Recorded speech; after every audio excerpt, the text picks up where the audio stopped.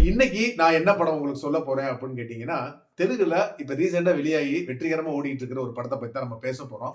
இந்த படத்தோட கதை என்ன அப்படின்னு கேட்டீங்கன்னா, நம்ம ஹீரோயின உருகி உருகி காதலிக்கிறாரு. தனக்கு யாருமே இல்ல. ஹீரோயின் தான் வந்து முழு அடைக்கலமும் அப்படின்னு சொல்லி தன்னோட வாழ்வே ஹீரோயின் தான் அப்படின்னு நெனச்சு, இவரு என்ன பண்றாரு அப்படின்னா, ரொம்ப வந்து அன்னோனியமா காதலிக்கிறாங்க 2 பேரும். இப்படி ஒரு தருணத்துல இவரு ஹீரோ வந்து ஒரு வீட்ல குடியிருக்காரு. அந்த வீட்டோட ஹவுஸ் ஓனர் ஒரு பொண்ணு. அது வந்து என்ன அப்புட்ன்னு கேட்டீங்கன்னா, ஒரு அண்ணே மாரி ஹீரோட்ட பழகிட்டு இருக்கு.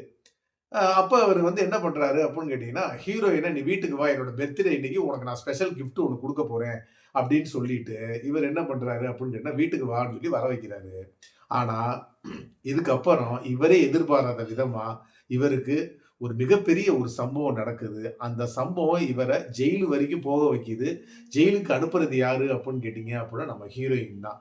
இவங்க ஏன் வந்து ஹீரோவ வந்து ஜெயிலுக்கு அனுப்புறாங்க? இப்படி உருகி உருகி காதலிச்சு ஹீரோவ ஜெயிலுக்கு அனுப்புறதுக்கான காரணம் என்ன? இதுக்கு பின்னாடி இருக்கக்கூடிய மர்மங்கள் என்ன? அப்படிங்கிறதுக்கான படம் தான் இந்த படம். அடிவிசேஷ் நடிச்சு இப்ப ரீசென்ட்டா வெளிவந்திருக்கிற டக்கோயிட் அப்படிங்கிற ஒரு படத்த தான் இப்ப உங்களுக்கு நான் சொல்லிக்கிட்டு இருக்கேன். இந்த படத்த பொறுத்தளவுக்கு என்ன அப்புட்ன்னு கேட்டீங்கன்னா, ரொம்ப வருஷம் கழிச்சு அ அதாவது ஆஃப்டர் ஹிட் 2க்கு அப்புறம் அடிவிசேஷ்க்கு வருது இந்த படம். செம்மையான ஒரு படங்க. அதாவது என்ன சொல்றது, ஆரம்பத்துலருந்து இறுதி வரைக்கும் என்ன அப்புட்ன்னு கேட்டா பரபரப்பாவே போகுது. ஃபர்ஸ்ட் ஹால்ஃப் ரொம்ப பரபரப்பா போகுது.